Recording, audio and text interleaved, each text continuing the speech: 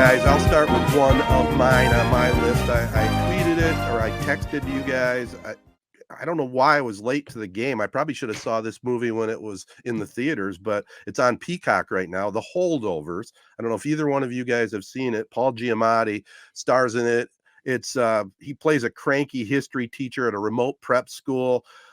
It's Christmas break, and he is forced to kind of babysit kids that can't go home for spring break, and it just starts there. And it's a true real movie. It had a great plot. The acting was excellent. It wasn't one of these movies like the superhero movies with all these bells and whistles. It just had a great story. The acting was great.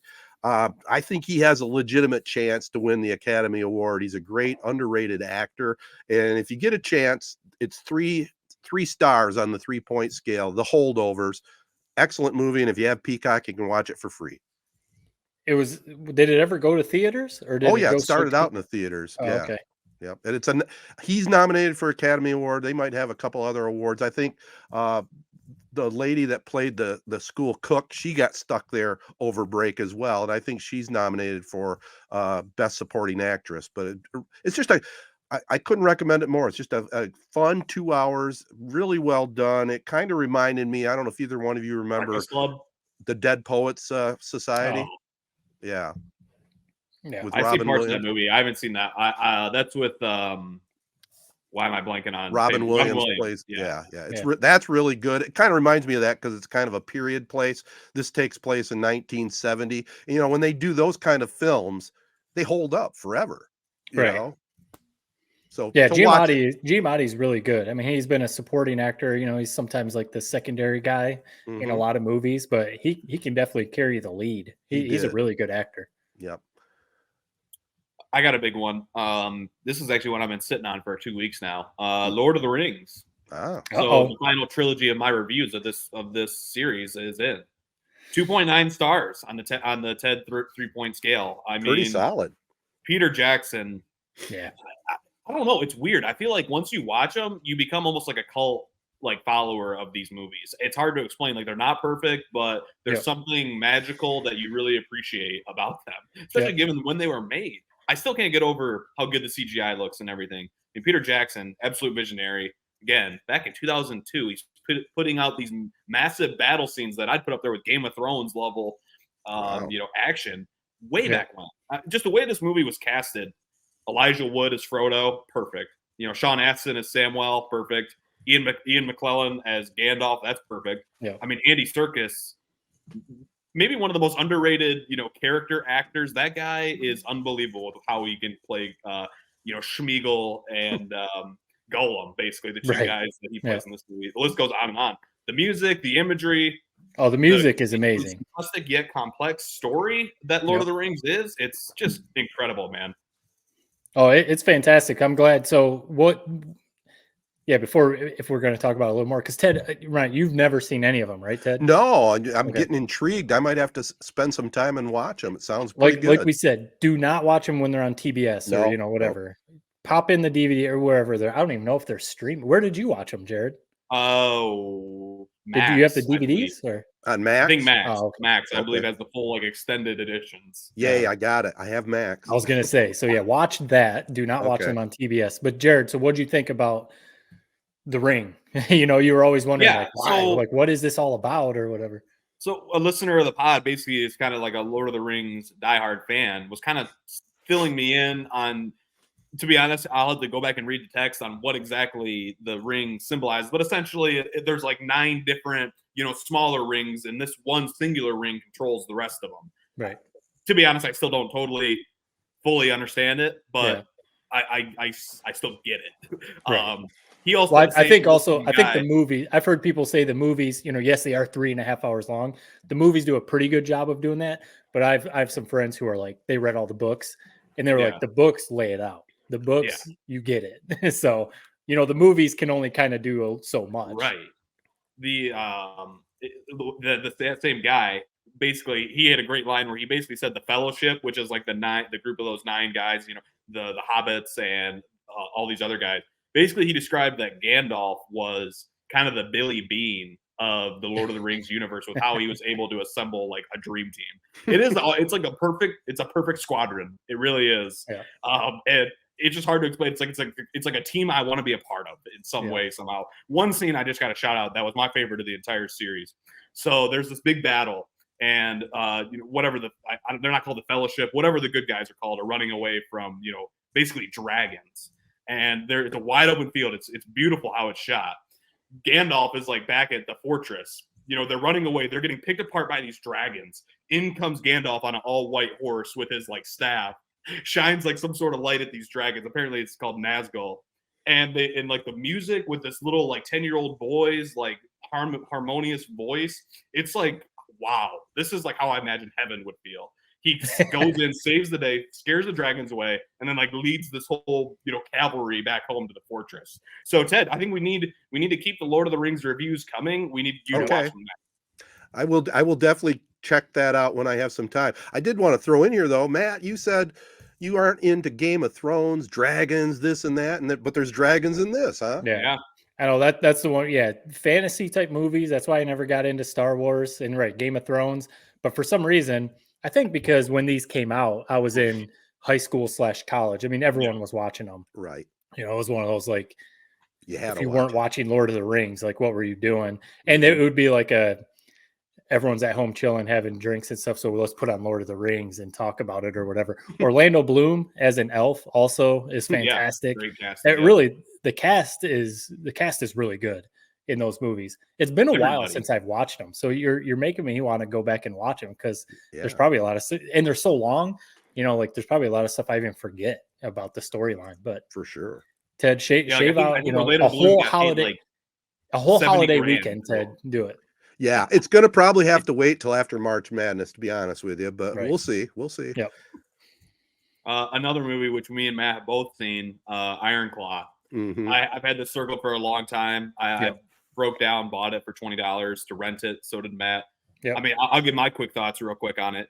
Sean Durkin, the director, he essentially his first movie. I think he's got a couple that he did, maybe 10 years ago or so.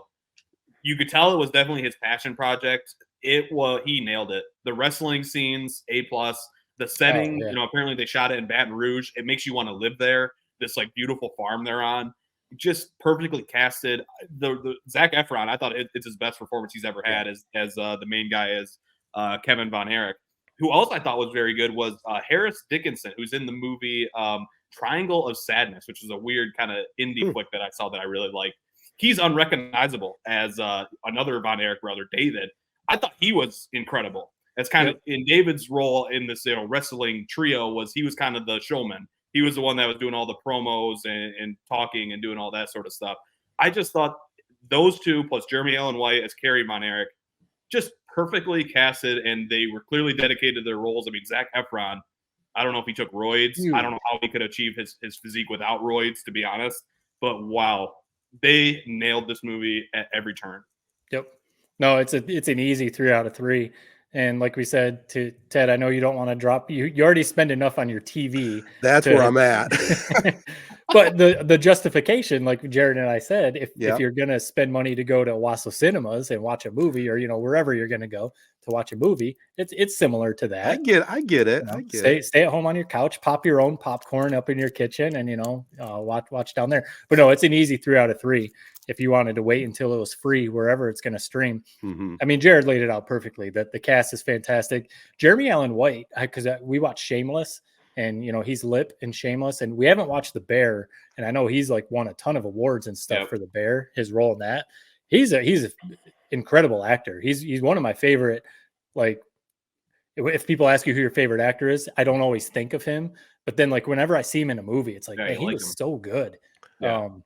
Yeah, he's great. Zac Efron, I mean, for him to play a role like that, I'd be curious to hear what his regimen was to get that big, because dude is huge. I mean, you think about him back in his Disney teenage days, transforming High School Musical. High School Musical. It's like, good Lord. But no, it was fantastic. And really, Ted, like you mentioned last week, I think, you weren't sure like if your wife or, if you guys would be into it.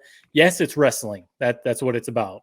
But really, there's so much more to it Good than story. that. It's about the family and the dynamic with the dad and the brothers, Mm-hmm. the close-knit bond with the brothers. And there's yes, wrestling is what it's about, but it's about so much more than that. And honestly, it's like it gets you. I mean, especially if you have brothers or if you have siblings, and you guys were athletes, and you know what it's like to kind of put in the work, and so all that dynamic that family clearly had, maybe to a fault. If you know the story of that family, it's pretty sad how things play out. And I think I said last week, I would love to see a 4-part 30 for 30 on that family, or a 6-part HBO really deep dive in on that family, because this was about 2 hours, and you get into it. I mean, it's really good. Yeah, you're talking me into it, and kind of like what I said about the Holdovers. This one's a period piece as well, isn't it? Does it take place? Oh yeah. So they shot in basically they're in Texas, at apparently this place is called the Sportatorium. It's like, dude, it feels like you're in the 70s, 80s, 90s. That's what it feels like. It's perfectly shot. Like these wrestling scenes, so their big walkout song was Tom Sawyer. That workout and in actual ring montage for 2.5 minutes when that song hits, it's one of the best movie scenes you'll see. It's up there with the Balboa, Rocky Balboa, training montage. That's really what it kind of felt like. Yeah. The thing that's wild about this story, and I'm not going to give away any spoilers, but this should just tell you the tragedy that this family went through. So the director, Sean Durkin, actually cut out one of the brothers in real life, Chris Von Erich, the youngest member of the family, because quote unquote, it was he killed himself. Quote unquote, this is what Durkin said about that. It was one more tragedy that the film couldn't really withstand. And that is so true. Like, you're watching this and all the shit they went through. Apparently, the big thing is that their family is cursed. Yeah. And it's like, dude, this does not seem real, all the shit they went through. And the fact that there's just a whole nother brother that the director literally said, we cannot include another story like this because the viewers basically cannot take this amount of pain. That's how it felt. But it's also beautiful because they end it on a positive note. I've never seen such a sad story that they spin so well into ending uplifting. Very cool. Wow. Highly anyone out there, instead of going to the theaters, not to take business away from the theaters, spend the $20 and watch this. Yeah. Might have to get out my Venmo, or whatever it's called, pay for it, or click on. We're talking about some great movies here, guys, and I got another one just to throw in there. I know, Jared, you have seen it. I don't know if you have, Matt. Oppenheimer. I finally saw that. That's on Peacock now, and I can see why it got all the buzz it did. At that time, I decided to go watch Barbie instead, which is okay. Barbie was a good movie, but that was an epic movie, man. It was very well done, acted well. Matt Damon, I thought he kind of stole it. I mean, he was really good. The only criticism I would have in that one, and maybe it's unfair, Robert Downey Jr., he's nominated for an Academy Award for Best Supporting Actor. It always seems to be the same acting that he does. You know what I mean? The way he presents himself. It's just something that irks me a little bit. I like the guy personally when I see him on interview shows, but just his performance didn't really do it for me that much. I kind of forgot that he was in that, to be honest. I mean, it's been a while since, that was Barbenheimer was what everyone was talking about. I forgot he was in that. I hate to say it, Ted. You said you're in the minority. I mean, you are, man. I know. I mean, the scene, it's been a while since I've seen it. I'm a little hazy, dude, if you haven't seen Oppenheimer yet, then so be it. I mean, you're going to get it spoiled. Sorry. Oh, yeah. With the scene when basically he realizes he's kind of screwed in that trial. I mean, that's great acting, man. And how they kind of twist the knife on him. I'm trying to remember the film. Remind me what exactly happened where didn't his assistant kind of have a funny line to him that made him realize oh, I'm effed right now. Yeah. Remind me a little bit. Yeah, it was his assistant, or I forget what the guy's role was, but yeah, he did. I will say that he sold that feeling right there. He did. I will say that, but I don't know. It's just something about it just irked me a little bit. That's all. Sometimes that happens. Well, you were probably. I mean, you came into it thinking this is an Academy Award performance, right? Whereas if you watch it in theaters, you're just like, wow, Robert Downey Jr. He's not in an Iron Man costume. Yeah, he's looking act. That's true. And he can act. I mean, he can. He won an Academy Award for playing Charlie Chaplin way back in the day. Right. But I've definitely followed his career, and it's been an up and down life he's had for sure. Yeah. quite the life. It's definitely a movie too, because it's it's based on a true story. That it's cool to relive that. Obviously, if Jared and I weren't around for when that actually happened or whatever, so you kind of get to. Hey, even I wasn't around. Right? Yeah, right. Well, the three of us weren't, but yeah, I kind of forgot how old you are, Ted. But Ted would have been around for when they, so Oppenheimer does all this, and then basically, soon as the bomb is dropped, the best part of my favorite scene of that movie, you're building up to the atomic bomb getting dropped, and you're telling it from Oppenheimer's point of view. They drop the bomb, and he has no idea that it's even going on. He finds out the same way everybody else finds out. Yeah, they kind of cut him out at that point. Yeah, it's just wild how that went down. Yeah. I mean, the way they made the whole, we're spending a lot of time on Oppenheimer, but it's a great flick, reason too. The scene with Einstein, how they pay that all together, where you see it at the kind of the start of the movie, and then you realize that's basically Einstein giving him the advice, like, hey, they're not going to appreciate you now, but they'll appreciate you, later on in life, basically just to make themselves feel better. Yeah. And it just was a really good flick. Christopher Nolan been my favorite director ever since the Batman trilogy. So anything he puts out is great. Yeah, there was a little controversy about there was a couple sex scenes. Did you feel they belonged in the movie? Didn't belong in the movie? I didn't. Yeah, that's a big critique. And I said this at the time when I gave my review, this summer, is Christopher Nolan said something like, "Oh, this is the best I've ever portrayed romance in one of my movies." And it's like, dude, there's not really any romance, just Florence Pugh's naked for a couple scenes, really for no reason. I agree with you. It's like, I thought those were a little bit out of nowhere. Could have done without it. Had been just as good a movie for sure. Right. Because you could still show the romance, but not get that deep into it. You know what I mean? Right. I remember you guys talking about it and seeing other people criticize, maybe not that necessary, but. Yeah, I understand why they did, because of this torrid affair with this communist chick, but it could have definitely been portrayed without it.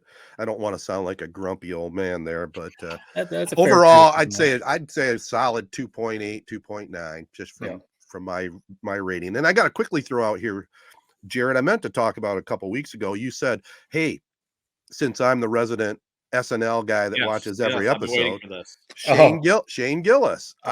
I thought you were going to talk about last week's, but okay. Well, last week's was fantastic, I thought. Because of the host? She did a good job. I thought she did a good job on the show. So we're talking about, what's her name, Jared? Sweeney? Yeah. I didn't know what to expect, but I thought she did pretty well on the show. But going back to Shane Gillis, we talked about that storyline. He was signed to be a cast member, and then some stuff was dug up about some of his stand-up stuff. I thought it was a solid show. I like the guy. I want to see him in stand-up, but I thought the opening monologue was a little awkward, but I understand it. Yeah. I did watch some of the opening monologue. I didn't know all the details except for what you said of what happened with him, but it was definitely awkward. You knew he was going to make it awkward, right? Because of what happened, but he's a funny guy. I've only ever seen clips. I've never watched one of his full stand-up routines. I've seen a bunch of clips. Funny. I always think with comedians, it's all about what kind of comedy you like. You might watch it and be like, nope, not my kind of comedy. Someone else watches him and it's best comedian ever, so it's just so subjective, I guess. Yeah. I personally, I don't know. I'm not in the weeds of SNL, but I really thought he had 2 or 3 of the best skits that I've seen in the last few years on that show. The Trump, Air Jordan, like Mike type skit, I thought that was great. That was good. I thought the emu skit was great, but that didn't even end up in the final show. Apparently, I was going to say that didn't make it. That was the funniest skit he had, I thought. Yeah, so I thought it was. I thought he did a good job. Yeah, the opening monologue, it was, it's funny, it was a little bit awkward at times, and he was kind of acknowledging that. I thought it was going to be a little bit more about kind of his backstory and how, he did have a job at SNL and then got, fired or whatever. But yeah, he's huge. I thought it was a good show. Sydney Sweeney's beautiful, obviously. That's kind of been the big thing. Yeah. I didn't find any of those skits particularly that funny, but right. That's just, I thought I watched them. They were good, but they weren't I'm laughing hysterically belly hurt laughing, whatever. They were good because, like you said, she's beautiful. She's like the hot, star The actress it girl. right now. So yeah. But Well, the thing I was impressed with her, I kind of was expecting, she's a good actress too. I do think she's a good actress too. I want to say that. Well, that's where I was going to say. I mean, I thought she handled the skits and being able to read the cue cards pretty good. There was no mix up. So I thought overall it was all right. Yep. I'm still in on Saturday Night Live, but I will fast forward through certain musical acts. And if a skit doesn't grab me right away, I fast forward through that. Weekend Update almost always nails it. I mean, I always think that's really good usually. So yeah, that's always worth it. At least watch it, even because at least one of the jokes is going to be good in that. Yeah. It's funny. I tuned into Saturday Night Live for the first time, maybe in my life, for the Shane Gillis episode. The very first skit they came out with, I don't even remember what the hell it was, but God, it was horrible. And I was like watching, it's like, yep, SNL, still what I thought it was. But they resurrected it a little bit the rest of the show. But well, here's my note. You might appreciate this. I took some notes while I was watching the show. Okay. Cold open with senators, bad. Monologue, awkward. Some funny stuff. The first sketch, Jamaican church skit, dud. Betty Naps was the next one. Rock Bottom Kings, dud. HR meeting, I thought that was dud. I thought that was solid. I don't know. Donald Trump shoes, okay. The Floor, okay. Music, I'm out. 21 Savage. And I won't go on anymore. I love that notes. It's pretty good Cliff Notes version of that episode of SNL right there. Exactly. I gotta throw one more out there. I'm curious if Jared, whether it's you or your girlfriend, I highly doubt Ted has gotten into it, but it's one that you would probably chuckle about. I feel like I brought this up before because my wife has watched previous seasons of this show, but right now it's like what everyone's talking about, and on social media and stuff. Love is Blind on Netflix. Yep. You know what? Have you heard about it, Ted? Yes, I have. Okay, so anyone out there who hasn't, so it's a reality TV show on Netflix. I think this current season was number 6, so it's been out for a little while. It's actually a pretty cool concept. If anyone doesn't know about it, I'll just quickly. So what they do is they bring all these men and women in, and the goal is to get them to find their husband or wife, and how they meet each other first are in these pods where they can't see each other. So in theory, they fall in love with each other just by talking. They don't see each other. They're not supposed to say, like, I have this color hair, this is how I look. Right. It's all about just talking about blind date. Yep. It's a blind date, literally a blind date. Yeah. You don't see each other. The idea is, you fall in love with each other, not based on appearance or not based on physical attraction. And then, they get engaged. Then they do see each other. They go through a week or two of living with each other. And then the show wraps up with if they actually do end up getting married. That's the show right there. A kind of cool concept, and it's one of those you get hooked because you grab onto a couple of the people. Yeah. Some of the characters are interesting, funny. You want to see if some of the couples actually do end up getting married or whatever. So it's one of those shows. It does kind of grab you. This current season was filmed in Charlotte. So they go to, different cities and cast, that way. So when they do get like hooked up, they're not trying to move across the country or whatever. They all live locally. So this one was in Charlotte. So it was kind of fun to watch, to see, the scenes, it'd be like, oh yeah, there's that or whatever. It's one of those shows, Ted. I honestly think if you sat down and watched it, if you didn't have Lord of the Rings, you didn't have Iron Claw, you didn't want to, whatever, you might actually kind of watch it because it's just, you don't have to. It's one of those like mindless shows to watch. It's not deep. It's not, you don't have to think about anything. Yeah. It's pretty.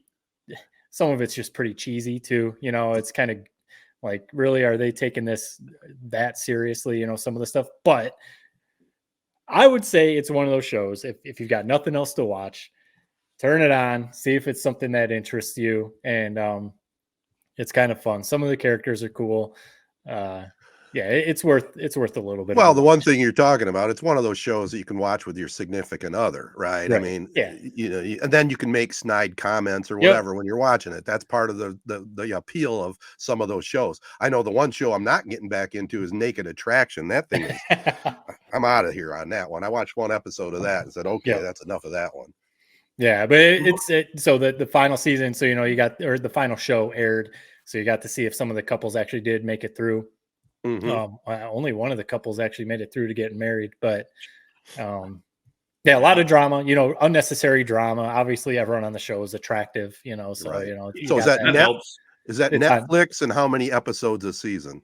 It's on Netflix, and I'd say it's 10 or 10. 12 episodes. Okay. So did you watch it, Jared, or your girlfriend watch it? I watched season 1 because it came out right in right in March of 2020 during COVID. Yeah. So I binged that in like a day or two with my brothers. Yeah, I appreciate it. It's a good show. The big storyline that I thought I saw on Twitter heading into this season was like some girl in Charlotte, must have been Charlotte, like couldn't find her boyfriend, like thought he was like missing, reported it to the police. Turns out he was like on Love Is Blind. So I thought that was. I'd be curious to see how that guy's story played out. That was kind of wild. Right. But yeah, it's a good show. Like all these dating shows, man. I've always been like, I remember the Matt James season of The Bachelor where I like that guy. So like, I'll watch this. Like, yeah, it's good, kind of mindless TV. You get some laughs. It's people are good looking, which I'm always a fan of watching that. So Sure, it definitely helps. One more real quick. One more real quick. We don't have to get too deep into this. Another one that my wife has watched. Just quickly, I feel like I might have brought this up before, but can bring it up again. You talking about the attractive people on these shows and all that, the love interest, the drama, all that. There's one called Too Hot to Handle. I don't remember if I brought this up before. The concept of this movie, Ted, if I haven't, or if you don't remember, is insane and hilarious. So again, it's a bunch of super attractive people. They get together in a house, and they're supposed to, again, find their eventual love interest or whatever, their wife, husband. That's the whole goal. But through the process, while they're going on these dates, while they're having dinner, while they're mingling, while they're talking, while they're all sleeping together, and everything, like literally sleeping together in the same house, they cannot have any sort of sexual contact. Oh, right. And if they do, they like lose points or whatever. Like that's the whole thing. They go on these dates, and of course they're on a beach. They have pools, so they're wearing next to nothing. And they're supposed to be, and they sleep in the same beds. Like there's only a certain amount of beds in the house, so it's like it's the most ridiculous thing ever. But it's like it's funny seeing the guys and the girls. They talk about like, how am I going to make this? So ridiculous. Well, I feel like that's another one I watched the first season of. I mean, I don't think they've ever made it out with any money. Like it's almost to the point where it's like the point of the show is to like basically let's just go on and disobey the rules. To me. Yeah, I'll be honest. When you talked about the last time, I did watch the first episode, and I go, I'm out. I can't take it. These people are too stupid. It's ridiculous. I got one last review for us, maybe. So this is timely. Just came out on Netflix. Adam Sandler, The Spaceman is the movie. I don't know how to feel about it. It was solid. Honest to God, if it was casted by anybody other than Adam Sandler, like I thought his performance was very good. If it was anybody else playing that role, I think this would have been 3 thumbs down. I think he was good. The movie's slow. It's kind of a wild idea. He's up there. He's kind of dealing with loneliness. He's taking drugs. All of a sudden, this spider creature, voiced by Paul Dano, appears. You don't know if it's real. You don't know if it's fake. And it's kind of mostly just about him dealing with his loneliness up there all by himself in space. But okay. It was I not a glowing review. It's worth a watch for free on Netflix, but I felt like it was just really missing some special sauce. Like I said, it was slow. The whole spider thing, I thought it was going to reach a crescendo that really paid off for kind of this super slow build the entire time, but I just felt like it never really paid off to me. I'll be curious to see what you guys think of it. I think it's worth a watch, but yeah, kind of disappointing. I thought it was going to be a 3 out of 3. It just left a little to be desired. I'll definitely. You guys know I'm in Adam Sandler season tickets, as you always say, Jared. Right. So I'll definitely watch it, especially since it's just on Netflix. But I'll be curious. Him in like serious roles, not his goofy comedy roles. Sometimes are pretty hit or miss. So, yeah, I'll be curious. Well, I'll check it out too since it's free. But and I do like Sandler as well. But interesting. So he plays an astronaut type of guy, huh? He's in space. That's where Spaceman comes from. Yeah, he's by himself out there on some sort of mission. Basically, you know, he's got a wife that's pregnant with his kid at home. Yeah. The only way to communicate is through like this, you know, Zoom type thing. She hasn't been responding to him on Zoom for a while. So it's like, yeah, I think the premise was interesting. Like, I mean, you saw like the trailer. I'm like, wow, I can't wait to watch this. Right. But I just felt like it just didn't quite hit the marks that I was hoping it did. So if you say the weakest part, would you say is the script? I mean, the story? No, like I know, like I felt the like acting, the dialogue is good. I thought Yeah. Dano's, you know, spider character was interesting, and every time he's on the screen, you're kind of watching. More so, just the overall like what the point of the movie was. I get what they were trying to do, but I felt like they didn't accomplish it very well, in my opinion. My girlfriend loved it, so I don't know. Maybe I was just overanalyzing it, but to me, it felt like the overarching theme. You know, it's about loneliness, overcoming it, that sort of thing. I felt like they just didn't exactly nail it. It just seemed a little.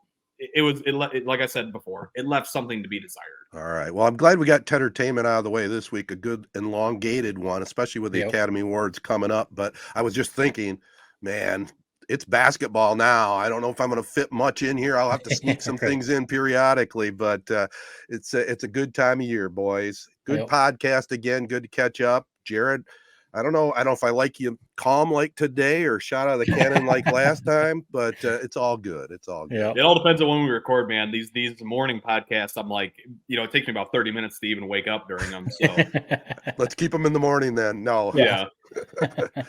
I actually like the morning better because I'm awake. You know, when we do the 8:30, 9 o'clock at night, it's I sometimes have a little struggle. Yeah. All right, guys, let's close this out. We want to thank all our partners. They include Memorial Healthcare's Wellness Center. Make sure you talk to a rep or go online, see what discounts are available. Get healthy and get in shape. Details at memorialhealthcare.org. We also want to thank our other great partners. They include AZ Branding Solutions, Jacobs Insurance Agency, Corey Shook and Associates Real Estate Services, Nelson House Funeral Homes, Rivals Tap House and Grill, and Success Group Mortgage and Servicing. Special thanks to Langsburg head basketball coach Tim Beebe for joining us for this podcast. Had some interesting stuff in that conversation. We want to wish them the best of luck the rest of the way in the tournament. That'll do it. Peace and love, everybody. Be kind. Thanks for listening.